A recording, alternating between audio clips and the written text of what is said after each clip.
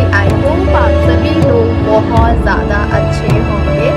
सो इस वीडियो को मैं स्टार्ट करने से पहले ही आप लोगों को बताना चाहूँगी कि ये वीडियो बहुत लंबी होने वाली है, बिकॉज मैं एक चीज़ डे 1 से लेके लास्ट अभी तक का मैं एवरीथिंग सारी चीज़ें शेयर करने वाली हूँ। और ये जो वीडियो है बहुत ज़्यादा रिक्वेस्टेड है, इतनी रिक्वेस्टेड है कि मैं आपको बताऊँ, मुझसे इसके वीडियो इस क्वेश्चन को जिस पूछा है, इस क्वेश्चन को मतलब क्वेश्चन को क्या कितने लोग जानना चाहते हैं, मैं आप लोगों को बताऊं कि ये जो जिस टॉपिक पे आज मैं बात करने वाली हूँ, इस टॉपिक के बारे में 2.5 मिलियन लोग मुझसे जानना चाहते हैं कि कैसे, कब, क्या सारी चीज़ें हैं। तो मैंने सोचा कि क्यों नहीं आज आप सभी के साथ शेयर किया जाए। ऑलरेडी मैंने अपने चैनल पे एक बार बताया है, एक बार क्या, जब मैंने अपना यूट्यूब चैनल स्टार्ट किया था, जो मेरा फर्स्ट टॉपिक था वीडियो बनाने का, यही वाला टॉपिक था जिसमें मैंने बहुत सहमी हुई आवाज़ में, बहुत धीरे धीरे शब्दों में,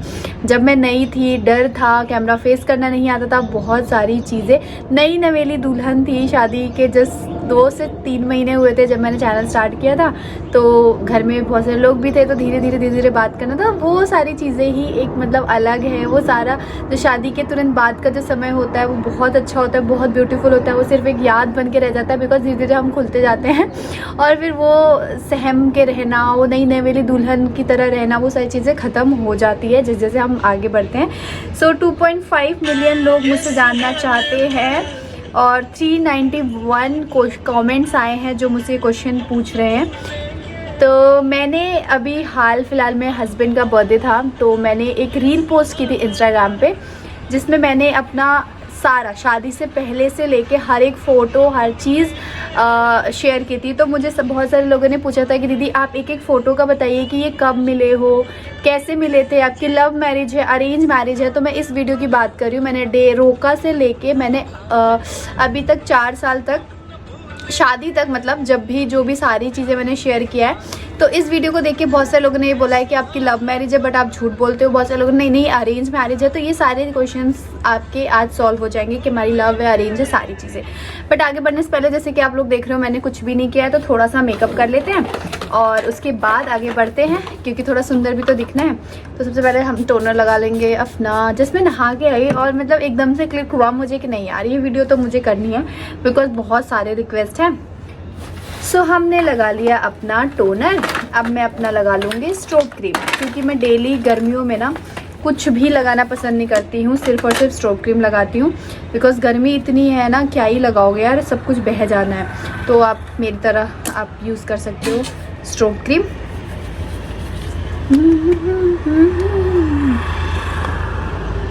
सो हमने लगा लिया अपना स्ट्रोब क्रीम एंड उसके बाद मैं अपना लगा लूँगी ब्लश।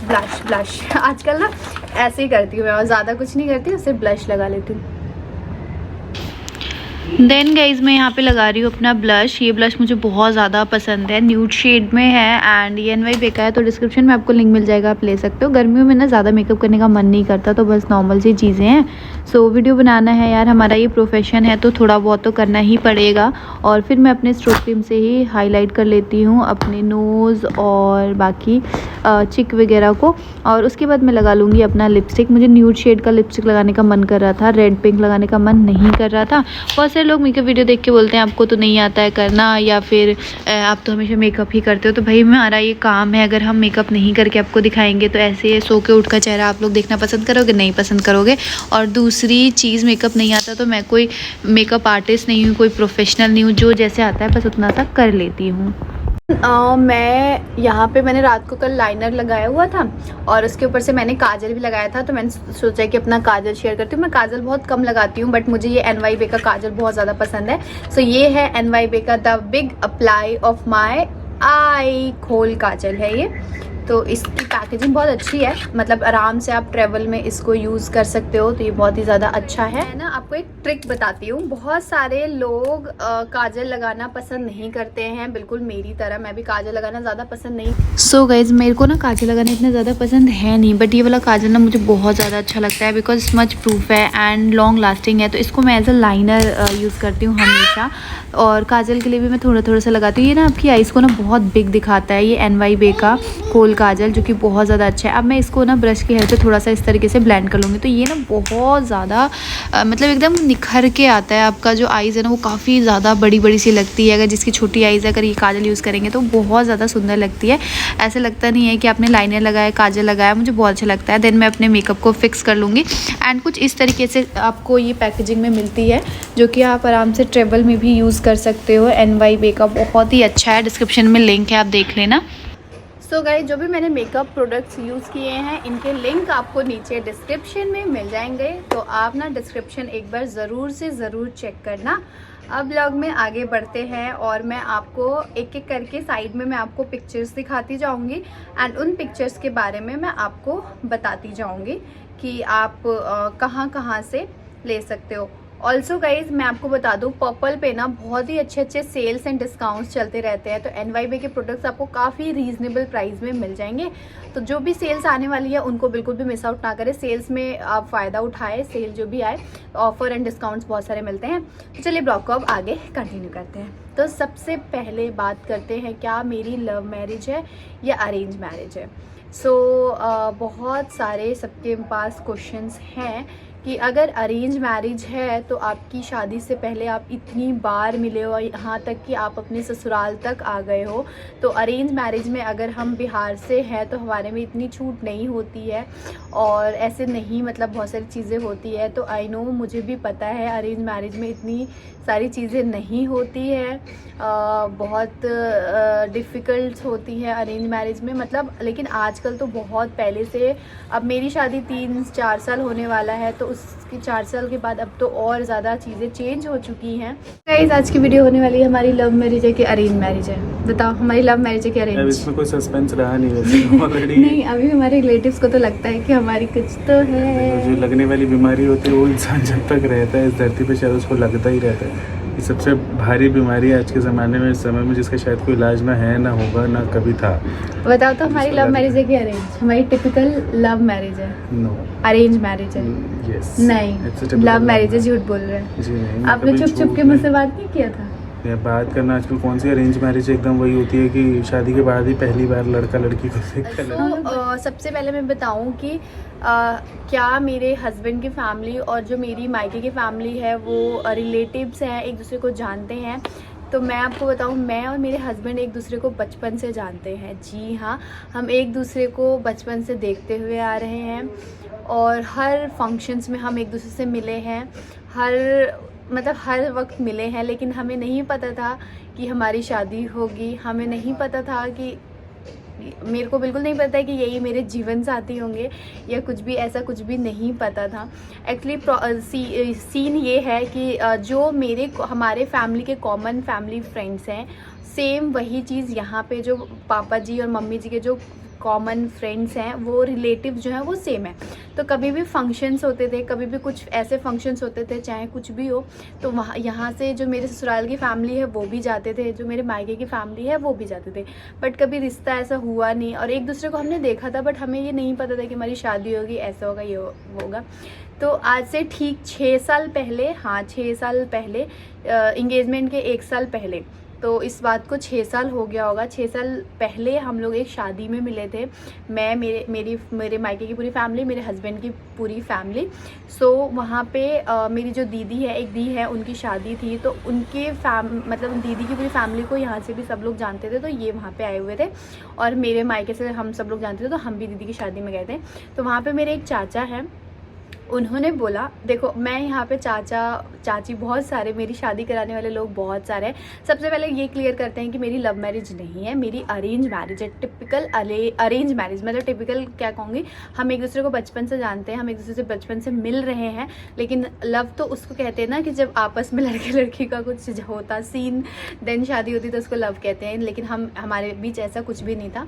सो हम जानते थे बट कभी एक दूसरे से सामने खड़े होकर बात नहीं किया था। एक दूसरे को देखा है, जाना है, पता है कि ये उनकी बेटी है, ये उनके बेटे हैं, बट कभी सामने से हमने एक दूसरे से बात नहीं किया था किसी भी फैमिली फंक्शन में। क्योंकि नहीं किया था, बस नहीं किया था।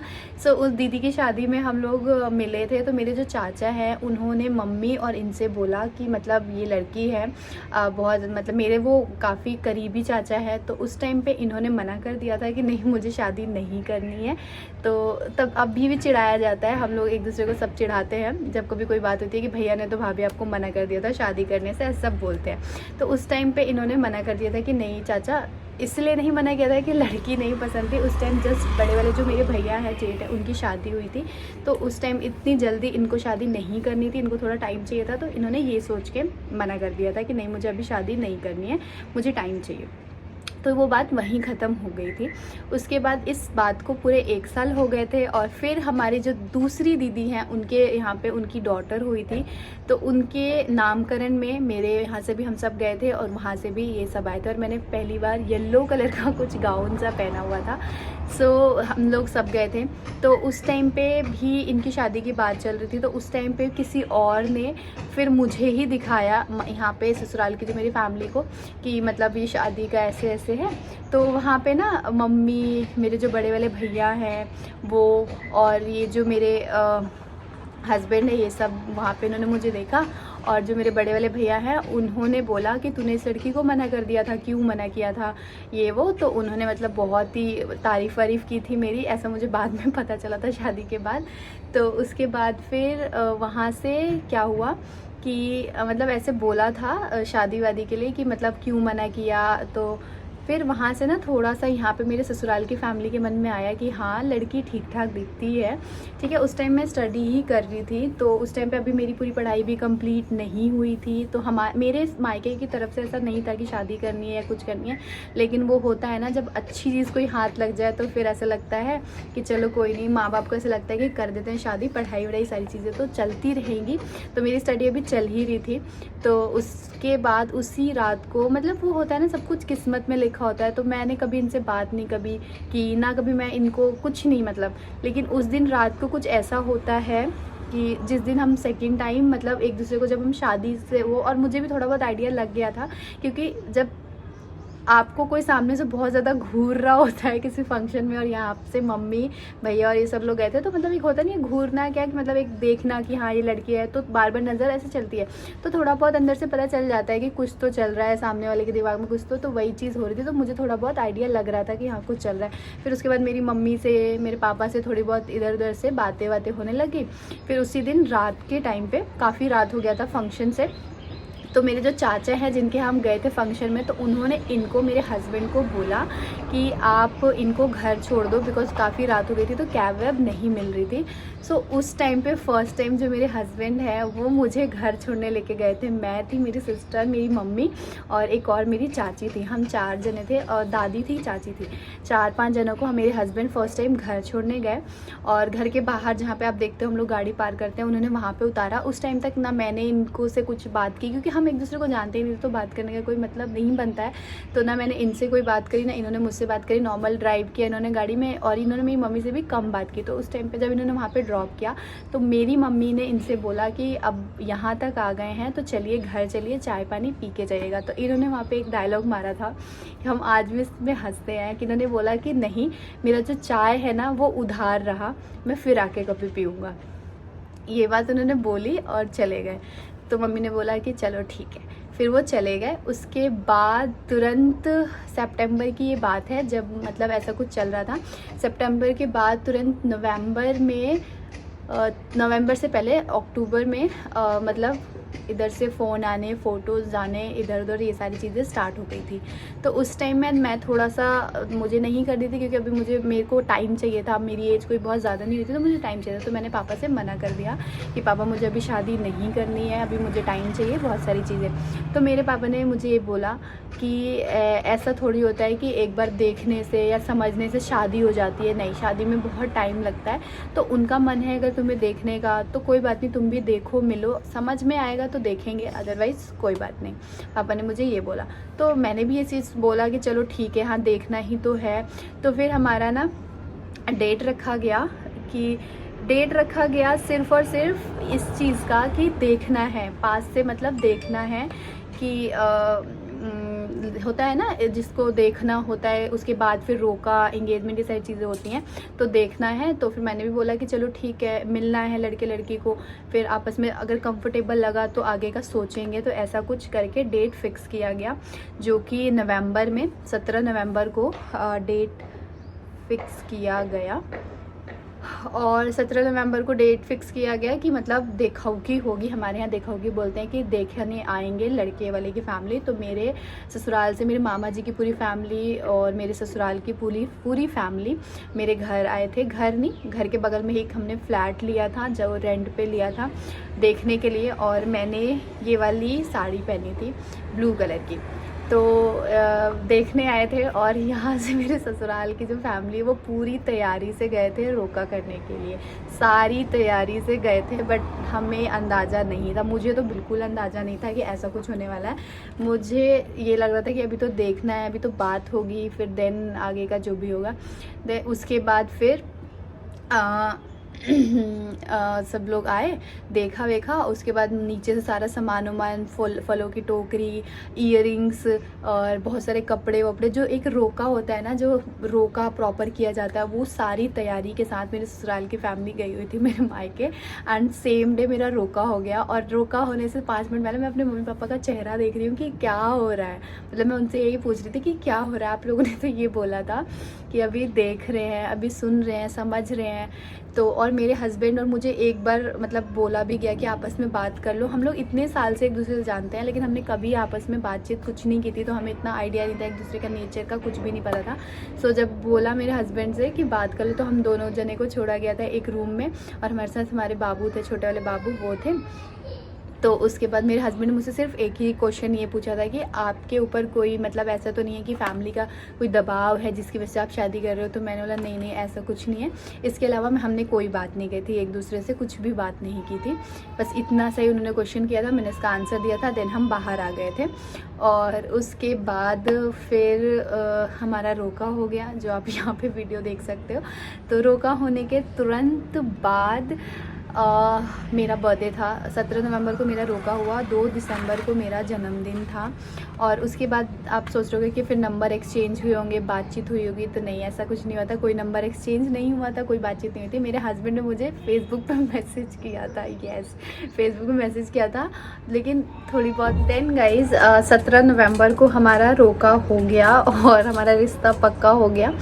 उसके बाद से फिर 2 दिसंबर को मेरा जन्मदिन था, तो उस दिन मेरे हस्बैंड मुझसे मिलने आए थे। उस दिन हमारा नंबर एक्सचेंज नहीं हुआ था, हमारी बात सिर्फ ऐसे होती थी फैमिली टू फैमिली, मतलब मेरी मम्मी से बात होनी स्टार्ट हो गई थी, मेरी सासू माँ से, इनकी मेरी फैमिली में सबसे बात होनी स्टार्ट हो चुकी थी। सो जो मेरी शादी के टाइम पे मेन जो बीच का वो होता है ना कि हाँ मतलब ससुराल की साइड से जिनसे कि हर चीज़ शेयर कर देते हैं, हर चीज़ मतलब एक होता था कि हाँ वो अपना बेस्ट दे देते हर चीज़ कराने का। तो वो मेरे जो जेठ है, मेरे बड़े भैया, वो सारी चीज़ें करते थे कि बात कराना, ये सारी चीज़ें, मतलब चीज़ें प्लानिंग कराना, शादी में क्या कैसे, ये सारी चीज़ें। सो वो करा करते थे। उसके बाद मेरा बर्थडे था, तो फिर घर पे प्लान बना था कि मिलना है। सो हम लोग मिले थे फिर बर्थडे में। तो आपने स्टेप का ये वाला देखा था, तब इन्होंने फर्स्ट टाइम मुझे हाईवे पे प्रपोज़ किया था। तो वो वीडियो भी देख के लोगों को लगता है कि यार ये अरेंज मैरिज नहीं, ये लव मैरिज है। बट गाइस ये अरेंज मैरिज है। बट इस अरेंज मैरिज को पूरा लव की तरह क्रिएट करने में सबसे ज़्यादा हेल्प किया है मेरी सासू माँ और मेरी मम्मी ने। मेरी मम्मी और मेरी सासू माँ अगर नहीं होते तो ये शादी कुछ इस तरीके से इतनी मेमोरेबल बन के नहीं निकल के आई होती, बिकॉज दोनों ने ही अपने बच्चे पे ट्रस्ट किया, दोनों ने ही हम दोनों का साथ दिया। कि मतलब जब हम लोग बहुत मिले हैं गाइज, बहुत ज़्यादा मिले हैं, और मतलब बहुत मिले हैं। शादी से पहले कुछ ना कुछ ऐसा पड़ ही जाता था कि हम लोग मिलते ही मिलते थे। तो उसके बाद फर्स्ट टाइम हम मिले मेरे बर्थडे के टाइम पे, और उसके बाद सेकंड हम लोग कब मिले थे, जब ये आप फोटो देख रहे हो तब ये एक फ़्लैट लिया था उस टाइम पे, तो उस फ्लैट की पूजा थी, तो वो यहाँ से मम्मी और ये गए थे, तब मिले थे हम लोग, ये तब का है। उसके बाद देन उसके मिलने के बाद हमारी इंगेजमेंट हो गई। तो ये इंगेजमेंट के पिक है, आप लोग देख सकते हो। जो मेरे चैनल पे नए हैं ये उनके लिए है स्पेशली, तो वो एक एक पिक देख सकते हैं। देन इंगेजमेंट के बाद देन जैसे इंगेजमेंट हुई थी उसके बाद मेरे मामा मेरे इंगेजमेंट में आए हुए थे, तो उनको वापस जाना था बिकॉज़ वो दुबई रहते हैं। सो उनको वापस जाने से पहले उनको अपने दामाद से मिलना था, तो इंडिया गेट पे उन्होंने इनको बुलाया था, तो मैं भी गई थी, तो फिर मैंने तब हम लोग मिल लिए। देन उसके बाद मेरी जो ननद है अन्नू, उनकी शादी थी और उनका मतलब एक था सपना कि मतलब मैं भी जाऊं, उनका मन था कि मैं भी जाऊं। तब मैं पहली बार अपने ससुराल की मैंने कोई शादी अटेंड की थी, तब की ये फ़ोटो है जो आप देख सकते हो शादी। शादी से पहले मैंने मेरी नंद की शादी अटेंड की थी और बिल्कुल जैसे भाभी सारी रस्में सारी चीज़ें करती है ना, बिल्कुल मैंने वैसे सारी चीज़ें की थी। तो इसलिए भी और लोगों को लगता है कि नहीं यार ये अरेंज मैरिज नहीं है, ये लव मैरिज है। तो मैंने सारे रिचुअल सारी चीज़ें की थी। एंड पहली बार मैं अपने पूरे ससुराल में अपने मौसी जी मामा जी जो भी है सारी पूरी फैमिली से मिली थी, तो वो भी मेरे लिए एक बहुत ख़ास मोमेंट था, बहुत मेमोरेबल मोमेंट था, क्योंकि मेरी नंद चाहती थी कि मैं आऊँ, तो मैं इसीलिए गई थी।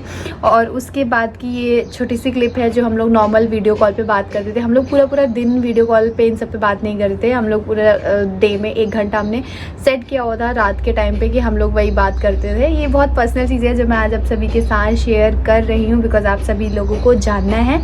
देन उसके बाद ये जो आप फ़ोटो है ये आप जो देख रहे हो, ये मेरे घर आए थे मेरे पूरे ससुराल और मेरे मामा जी की फैमिली और मेरे ससुराल की फैमिली होली लेके। तो पहली होली थी मेरी सभी के साथ। एक्चुअली रीज़न ये हुआ था ना कि मेरा रोका नवंबर में हो गया था, देन 1 साल का पूरा गैप था, मेरी शादी नेक्स्ट नवंबर में हुई थी। सो 1 साल में ना जितने तीज त्यौहार जो भी सब कुछ पड़ा है ना, उन सब में हम लोग एक दूसरे से मिले हैं, इसीलिए मेरे पास इतनी फ़ोटोज़ इतनी सारी यादें हैं। तो फिर होली लेके सब लोग आए थे मेरे घर, देन हमने होली खेली थी सबने साथ। ये तब की फ़ोटो है जो मैंने यहाँ पे लगाई है। हर जब हम लोग मिले हैं ना, जब का सारे मोमेंट्स हैं, मैं सारी फ़ोटोज़ यहाँ पे इंसर्ट करूँगी, आप लोग देखना और प्यार देना। उसके बाद हम मिले थे कब, मेरे मायके में, मतलब मेरे मायके में मेरे चाचा की बेटी बुआ की शादी थी। बुआ की शादी में तो इनको बुलाया था। तो मैं अगेन यही बोलना चाहूँगी कि ये सारी चीज़ें पॉसिबल हो पाई बिकॉज हमारे पेरेंट्स बहुत अच्छे थे, मेरे मम्मी पापा और इनके मम्मी पापा, तभी ये सारी चीज़ें पॉसिबल हो पाई। वरना फिर अगर हम बिहार से हैं तो मैं ये नहीं बोलूँगी हम बिहार से हैं तो हमारा माइंडसेट अलग है, नहीं, लेकिन थोड़ा सा होता है लोगों का माइंडसेट कि नहीं अभी लड़के लड़की है, शादी नहीं हुई है, तो इतना ज़्यादा मिलना जुलना ये सारी चीज़ों पे थोड़ा सा रोक टोक होता है। लेकिन हमारे पेरेंट्स ने हम पे बहुत ट्रस्ट किया और उन्होंने हमें छूट दी कि ठीक है यही टाइम है जो एक मेमोरी बन के रह जाती है, जो शायद अभी तक हम उस चीज़ के बारे में सोच के देख के एक अलग सी मुस्कान चेहरे पे आ जाती है, एक अलग सा ही मतलब क्या ही बताऊं। और इस वजह से हमारा जो रिश्ता है ना वो इतना स्पेशल बनता गया, हमारा जो बॉन्ड है एक दूसरे के लिए वो इतना अच्छा बनता गया कि मतलब हम दोनों एक दूसरे को बहुत ही मतलब अच्छे से शादी से पहले ही समझने लगे। तो ज़्यादा शादी के बाद हमें दिक्कतें नहीं हुई, वरना फिर बहुत सारी प्रॉब्लम्स होती है कुछ रिलेशनशिप में, कुछ मैं ये नहीं बोलूँगी सारे रिलेशनशिप में, बट कुछ रिलेशनशिप में बहुत सारी प्रॉब्लम्स होती हैं। देन उसके बाद मैं मिली थी उसके मेरे यहाँ पे जब शादी थी तो ये आए थे। उसके बाद की जो आप फ़ोटो देखते हो तो वो है पापा जी के रिटायरमेंट की। जस्ट मेरी नंद की शादी के कुछ दिन बाद ही मेरे पापा जी की रिटायरमेंट थी। एंड उसके बाद मेरे जो ससुर जी हैं उनका सपना था कि उनके दोनों बेटे और बहू जब वो रिटायर हो तो उनके ऑफिस जाएं, तो ये सपना था पापा जी का। तो फिर मैं उस टाइम पे पहली बार मैं अपने ससुराल आई थी, लेकिन मैं नीचे से ही चली गई थी, मैं ऊपर नहीं गई थी बिकॉज सब कह रहे थे कि नहीं जाते हैं ऐसे शादी से पहले ही हो। तो मैं नीचे गई थी, जागरण हुआ था पापा जी के, मैं ऑफिस गई थी, उनको वहाँ पे जो लास्ट विदाई मिलती है वो सारी चीज़ें जो ये फ़ोटो है आप देख सकते हो, ये सारी चीज़ों में मैं इन्वॉल्व हुई थी और मुझे बहुत अच्छा लगता है गाइस, बहुत ज़्यादा अच्छा लगता है। तो ये सारी चीज़ें भी तब की है, तभी मैं टिकटॉक पे इतना ज़्यादा वायरल हुई थी बिकॉज सभी को लगता था कि मतलब काफ़ी अच्छे, मतलब बहुत सारे वीडियो सबको मेरी ये सब पसंद आती थी। तो मैं पापा के ऑफिस गई थी, वहाँ से रिटायरमेंट पार्टी थी, देन मैं घर आई तो वहाँ जागरण था, फिर वहाँ पे मैं ससुराल की अपनी पूरी फैमिली से मिली थी। यहाँ तक कि गाइज़ मेरे जो ससुराल के अभी भी बहुत ऐसे लोग हैं और मेरे मायके के बहुत ऐसे लोग हैं जिनको सिर्फ और सिर्फ यही लगता है कि इन दोनों की लव मैरिज है और इनकी फैमिली में बातचीत करके इन लोगों ने कर ली है, बट किसी को पता नहीं चलने देते। लेकिन मैं दिल से बताऊँ, सच बताऊँ, किसी को अभी 4 साल हो गए शादी को यकीन नहीं होता है कि नहीं इनका तो जान जान पहचान का ही होगा, ये दोनों आपस में कुछ होगा और इनकी शादी हुई है। पर ट्रस्ट मी गाइज, हमारी अरेंज मैरिज है। मैं बोलते बोलते अपने फ्रेंड्स को भी मैं समझाते समझाते थक जाती हूँ कि नहीं हमारी अरेंज मैरिज है, बट सबको यही लगता है कि इतना ज़्यादा तुम लोग मिले हो जुले हो और मतलब बहुत सारी चीज़ों की वजह से इनको लगता है कि नहीं इनकी ना लव मैरिज है, बट नहीं, सच बताऊँ तो हमारी अरेंज मैरिज ही है। देन उसके बाद मैं मम्मी पापा की एनिवर्सरी थी तो मैं फर्स्ट टाइम अपने ससुराल आई थी शादी से पहले, जब मेरा आरती वारती किया गया था, मेरा स्वागत किया गया था, तब की ये फ़ोटो है। और जब मेरे हस्बैंड का बर्थडे था और मेरी सासू माँ ससुर जी का एनिवर्सरी वगैरह था, तब मैं आई थी पहली बार अपने ससुराल के घर में। और उसके बाद ये जो फ़ोटो है आप तब का देख सकते हो। देन उसके बाद तो हम लोग मतलब बहुत ज़्यादा मिलना जुलना हुआ। उसके बाद फिर हमारी शादी हुई और बस यही सारी चीज़ें हैं। तो मैंने यही सोचा कि आप सभी के साथ शेयर करूँ, बहुत सारे लोग को जो कन्फ्यूजन है वो शायद दूर हो जाए मेरा ये ब्लॉग देख के। तो मैंने आप सभी के साथ शेयर किया। एक्चुअली रीज़न ये होता है ना कि हमारे जो रिलेटिव्स हैं तो वो कॉमन है, तो इसकी वजह से ना हम लोग एक दूसरे को ज़्यादा जानते हैं। तो हमारी फैमिली को एक दूसरे की फैमिली पे ट्रस्ट था, बहुत ज़्यादा ट्रस्ट था कि सबको ही पता था कि यार इस लड़की को तो बचपन से सब देखते हुए आ रहे हैं और मेरे यहाँ का सबको तो इस लड़के को तो बचपन से सब देखते हुए आ रहे हैं। तो ऐसा कुछ नहीं था कि हम मतलब थोड़ा वो लगे कि हम कैसे भेज दें अपनी बेटी को वहाँ, कि हम कैसे अपने बेटे को वो कर दें। तो इसकी वजह से ना हम लोग का एक बॉन्ड बहुत स्ट्रॉन्ग बन गया। और अभी भी ऐसा ही है कि कहीं भी कोई फंक्शन होता है तो मेरे मायके की फैमिली भी आती है, मेरे ससुराल की भी फैमिली आती है। तो इसीलिए मेरे ससुराल की फैमिली से मेरे मायके की फैमिली का थोड़ा सा रिश्ता ज़्यादा क्लोज़ है, बिकॉज एक दूसरे को हमेशा हम कब से जानते हैं।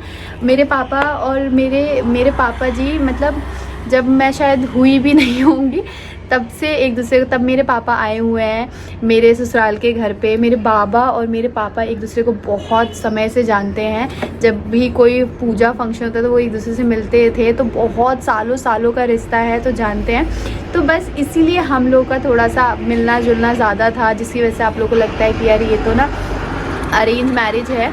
और फिर हमने शादी में कुछ कुछ जो क्यूट मोमेंट्स थे जो हमने खुद से क्रिएट किए, तो वो भी सब बहुत सारे लोगों को ऐसे लगता है जैसे कि इंगेजमेंट टाइम पे वो रिंग, उस टाइम पे तो यार मैं सही बताऊँ ना, मैं ये नहीं बोलूँगी कि मैं वो कोई ट्रेंड लेके आई, नहीं बिल्कुल ऐसा नहीं है, लेकिन उस टाइम पे ये सारी चीज़ें बहुत कम लोग करते थे, उतने ज़्यादा लोग नहीं कर रहे थे। 4 साल पहले की मैं बात बता रही हूँ, लेकिन अब तो कॉमन हो गया, अब तो हर दूसरा ब्राइड और ग्रूम सभी लोग कर रहे हैं। उस टाइम पे बहुत कम लोग करते थे क्योंकि थोड़ा सा शर्म, हेजिटेशन ये सारी, और जिनकी लव मैरिज होती थी जो एक दूसरे को बहुत अच्छे से जानते थे उनके लिए ये चीज़ें बहुत नॉर्मल होती थी। बट अरेंज मैरिज में ये सारी चीज़ें करना थोड़ा सा डिफिकल्ट होता है। जैसे कि हमारी वो वरमाला हुई थी, घुटने पे बैठ गए थे हम दोनों एक दूसरे से, जो हमारे रिश्तेदार तब पूरे कंफर्म हो गए थे, भैया इनमें तो कुछ दाल में काला है, तो पक्का लव मैरिज है इन दोनों की।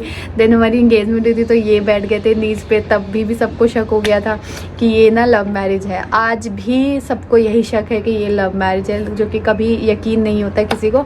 बट अब हम यकीन भी नहीं कराते, हमने छोड़ दिया कि ठीक है यार, आपको जो सोचना है सोचो, जैसे सोचना है सोचो। बट क्या कर सकते हैं, हमें पता है कि हमारी अरेंज मैरिज है, हमारी लव मैरिज नहीं है। लेकिन हाँ, हमने अपनी अरेंज मैरिज को एक बहुत क्यूट मेमोरी के साथ उसको लव में क्रिएट करने की कोशिश की थी, और जो शायद हुई भी थी। और हम बहुत मिले हैं, बहुत मिले जुले हैं, क्योंकि एक तो हम लोग का जो घर है ना वो काफ़ी आसपास ही है।